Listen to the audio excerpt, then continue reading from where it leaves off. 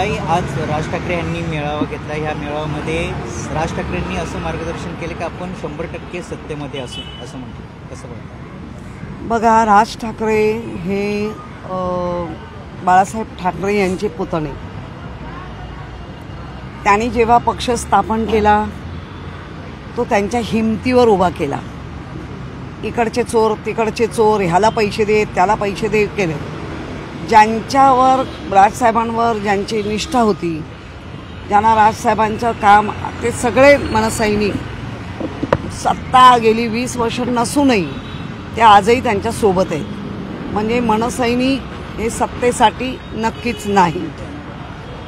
शिवसैनिक 1995ची जर सत्ता सोडली आणि ही 2.5 वर्ष तरी आम्ही कधी सत्तेत हे नव्हतो, तरी शिवसैनिक आजही त्यांना उद्धवजींना धरून आहे. ज्या पद्धतीने गेले आहेत गद्दारांकडे, ते का जात आहेत, कशासाठी जात आहेत, त्यांच्यात तोंडून ती उत्तरं येत आहेत. आम्हाला फंड मिळत नव्हता, आम्हाला हे मिळत नाही, आम्हाला ते मिळत नाही. याचा अर्थ तर आता जगाला, देशाला, मुंबईकरांना कळलं आहे, जे गद्दारी करतील त्यांना फंड मिळणार. बरं, फंड मिळालं तर फंडाचं काम होतंच असंही नाही आहे. याचा अर्थ फक्त आणि फक्त भ्रष्टाचार करा, या आणि करा. आणि कोणालाही ज्यांना गेले आहेत त्यांना हेच पाहिजे होतं. त्यामुळे राजसाहेबांचं कौतुक की त्यांनी कधी दुसऱ्याचा कोणाचा पक्ष फोडून, दुसऱ्याचे कोणाचे सैनिक फोडून, त्यांच्या कोणाचे आमदार फोडून नेले नाहीत. त्यामुळे राजसाहेबांचं जे आत्ता मत आहे की ज्याच्याबरोबर ती सत्ता येईलच त्यांना विश्वास आहे. राज ठाकरे यांनी आज म्हटलंय की आम्ही 20 वर्षानंतर 2 भाऊ एकत्र आलोय, तर तुम्ही पदाधिकाऱ्यांनी हेवेदावे विसरून एकत्र यायला हवं. कुठेतरी एक प्रकारे त्यांनी आता काही राज ठाकरे साहेबांच्या लक्षात आलं असेल, काही पदाधिकाऱ्यांना जसे हे विकत घेतले जातात तसं काहीतरी लालूच दाखवून भांडणं तयार करता आहेत का, असा प्रश्न निर्माण झाला असेल, वाटला असेल. म्हणून राजसाहेबांनी सांगितलंय की भांडू नका, मनसैनिक शिवसैनिक एकत्र, आम्ही भाऊ जर 20 वर्षांनी एकत्र येतोय, तुम्ही का भांडताय, आणि खरंच भांडलं नाही पाहिजे. ताई, आपण जर बघितलं हिंदीचा मुद्दा हा घरात घरात पोचलाय, पण हिंदीचा भाषिकांचा द्वेष करू नका असं देखील म्हटलंय राज. बरोबर आहे. बघा, हिंदी ही कोणाचीच भाषा नाहीये, ही एक व्यापाराची भाषा आहे. 2 लोकांमधला, समजा ज्याला इंग्रजी येत नाही, ज्याला त्या भाषा येत नाही, मग तामिळ येत नसेल, कुठे तेलुगू येत नसेल, कुठे केरला येत नसेल, अशी जी भाषा आहे त्या येत नसतील आणि इंग्रजी येत नसेल, मराठी त्यांना कळत नसेल, तर त्यातला एक मधला दुवा म्हणून ही भाषा आहे. ही भाषा कुठल्याच कोणाची अशी व्यक्तिगत मातृभाषा कोणाचीच नाही आहे. त्यामुळे आमचंही तेच म्हणणं आहे, व्यापारी भाषा आहे. आपल्या 2 लोकांमधला होणारा छोटासा संवाद असेल तर तो व्हायला पाहिजे. कारण अनेक गुजराती एकत्र भेटले तर गुजरातीच बोलतात, ते हिंदी बोलत नाहीत. मारवाडी राजस्थानी भेटले तर ते त्यांचीच भाषा बोलतात, ते हिंदी बोलत नाहीत. पण आमच्यासारखे मराठी लोक आहेत ज्यांना गुजराती येत नाही, ज्यांना मारवाडी येत नाही, मग आपण चालू करतो की अरे भैया कैसा है, ये कैसा दिया, अशी जी तोडमोड हिंदी, त्या हिंदीला असं मदर टंग कोणाचीच नाहीये. त्यामुळे आमचंही म्हणणं आहे, उगाच हिंदीवरला वाद कशाला, तुमची भाषा नाही, माझी नाही, त्याची नाही, ह्याची नाही, तर वाद कशाला. फक्त 1ली ते 4थी असता कामा नये. जी आपल्या मला याच्यामध्ये संपूर्ण शैक्षणिक धोरणात पण तेच सांगितलंय, RSS वाले पण आता तेच म्हणतायत. मग हट्ट कोणाचा आणि कशासाठी. ताई, आपण जर बघितलं राज ठाकरे असतील आणि उद्धव ठाकरे, राज ठाकरे वाढदिवसाला देखील भेट घेतली, मात्र युतीवर कोणीही बोलू नका, वेगवेगळी मी बोलेन असं राज ठाकरे भाषणामध्ये कुठेतरी एक स्पष्टोक्ती राज ठाकरेंच्या बोलण्यात. बघा, पक्षप्रमुख आहेत, काही गोष्टी पक्षप्रमुख त्यांच्या नजरेतून काय असायला हवंय, कसं असायला हवंय, हे राजसाहेबांनी कायम दाखवून दिलेलं आहे. त्यामुळे त्यांनी त्यांच्या जर कार्यकर्त्यांना, पदाधिकाऱ्यांना जर हा संदेश दिला असेल तर ते काही चुकीचं नाही आहे. आम्हालाही बऱ्याच वेळेला संदेश आलेले आहेत की तुम्ही कोणी याच्यावर भाष्य करू नका म्हणून. कोण कोणा ते आम्ही आमचं बघू. बरोबर आहे. त्याच्यासाठी फक्त पक्षप्रमुख आणि पक्षप्रमुखांबरोबर असलेले मग त्यांचे जे सचिव आहेत या सगळ्यांमध्ये जे ठरेल ते आमच्यासारख्या नेत्यांकडे येणार. ताई, आपण जर बघितलं निशिकांत दुबे यांनी पुन्हा एकदा वादग्रस्त वक्तव्य केले. त्यामध्ये त्यांनी सांगितलं निवडणुकीत मनसे आणि उद्धव ठाकरे आता राजकारण पूर्णपणे संपेल, कारण की मुंबईत केवळ 30% लोक मराठीत आहेत, तर 12% उर्दू आहेत, तर 30% कोण म्हणतं? निशिकांत दुबे. कोण तो? हा खासदार गुडघ्यावर आहे काय अक्कल? गुडघ्यावर अक्कल आहे त्या खासदाराची? जाणून बुजून स्वतःला प्रसिद्धी मिळवण्यासाठी या दोघांबरोबर बोलला की ह्याला प्रसिद्धी मिळते आणि हा छुपा अजेंडा आहे की आपल्या असलेल्या युपीतल्या लोकांना कुठेतरी एका बाजूनी चालवायचं आहे. हा फालतूपणा आहे आणि हा खासदारच फालतू आहे. ताई, एक शेवटचा प्रश्न आहे.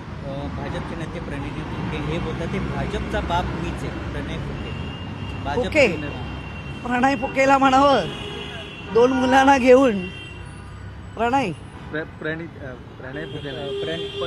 परिणी, हा तेच. 2 मुलांना घेऊन बायको दान दान दान लोकांच्या दारात फिरते.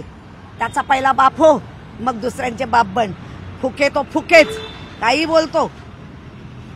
एक शेवटचा, निशिकांत दुबेंनी म्हटलं, म्हणजे मुख्यमंत्री देवेंद्र फडणवीस म्हणतात ते निशिकांत दुबे जर महाराष्ट्रात आलं तर आम्ही त्याचं स्वागत करू. आता हे दुर्दैव आहे, सगळ्यांचं दुर्दैव. कोणी महाराष्ट्रात आल्यानंतर नक्कीच काय त्याला होता का म्हणे मारामारी वगैरे, ही इथपर्यंत मान्य आहे. स्वागत काय करू? मराठीला दुय्यम लेखतोय आणि वाटेल काय बोलतोय. स्वागत काय? हे आमचं दुर्दैव आहे. ताई, एक शेवटचा प्रश्न घेतो. संजय राऊत यांनी मराठी भाषेच्या मुद्द्यावरती आक्रमक भूमिका आज घेतलं तर पाहायला मिळेल. मात्र बावनकुळे असं म्हणतात की कुणी जर हिंसाचार केला तर त्याला आम्ही बघून घेऊ कशाप्रमाणे हिंसाचार करतात. मुळात आम्ही हिंसाचार करणार नाही आहोत. एखादा जर म्हणाला की मला मराठी बोलता येत नाही पण मी प्रयत्न करेन आणि मला शिकण्याचा प्रयत्न करेन, पण जर मुजोरगिरीने बोलेल नाही बोलेंगे क्या करना है वो करो, तर काय आम्ही मावळेच आहोत, छत्रपती शिवाजींचेच मावळे आहोत. तुम्ही कोण? महाराष्ट्रात ही मुजोरी कोणाचीच चालू देणार नाही. आम्हाला येत नाही, आम्हाला शिकायचं आहे, आम्ही शिकण्याचा प्रयत्न करू हे म्हटलं तर ओके, पण नाही बोलणार तुम्ही काय ते करा असं जर म्हणणार असाल तर हेच वाक्य तुम्ही केरळात बोलाल, हेच वाक्य तुम्ही तामिळनाडूमध्ये बोलाल, हेच वाक्य तुम्ही गुजरातमध्ये बोलाल. मग काय महाराष्ट्र काय कोणी यावं आणि टिकली मारून जावं असा महाराष्ट्र आहे का? हा छत्रपती शिवरायांचा महाराष्ट्र आहे, शाहू फुलेंचा महाराष्ट्र आहे. त्यामुळे लढवय्यांचा महाराष्ट्र आहे. ही भाषा चालणार नाही. धमक असेल तर हिंसाचार करून दाखवा असं बावनकुळे नाही, नाहीच करणार आहे. तुम्हाला का हवा हिंसाचार? तुम्हाला का हवा हिंसाचार? हिंसाचार आम्हालाही नकोय. दादागिरी तुम्ही त्यांना पाठवून सपोर्ट करताय. तुम्ही बोला उलट सुलट, करू दे हिंसाचार असं बावनकुळे त्यांचं वाटतंय. ताई, म्हणजे एकंदरीत मनसेसारखा खळखटाकचा नारा आता ठाकरेंच्या सेनेने देखील दिलेला आहे असं म्हणता येईल.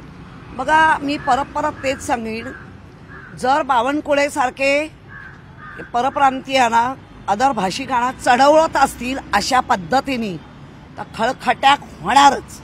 ताई, राज ठाकरे यांनी नवी मुंबईमध्ये मेळावा घेतला शेतकरी कामगार पक्षामध्ये. त्या ठिकाणी सांगितलं की रायगडमध्ये सर्वात जास्त डान्स बार आहेत, त्यानंतर मनसे सैनिक आक्रमक झाले आणि त्या ठिकाणी डान्स बार देखील फोडण्यात आला.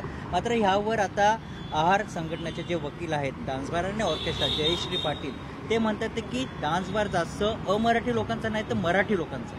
हो, त्याच्यात दिसलं ना, रामदास कदमांचा डान्स बार आहे, बायकोच्या नावावर डान्स बार आहे आणि वर तोंड्या बोलतो, वर तोंड करून बोलतो. अरे तुळे करण्याच्यात लायकीचे झालेत हे. बायकोच्या नावावर डान्स बार आणि 1 नाही 2 नाही 3 वेळा धाडी पडल्या आणि आता तोंड वर करून सांगताय ऑर्केस्ट्रा होता. ऑर्केस्ट्रा बंदिस्त ऑर्केस्ट्रा असतो का? असला तरी तिथे गिरायका असतात का?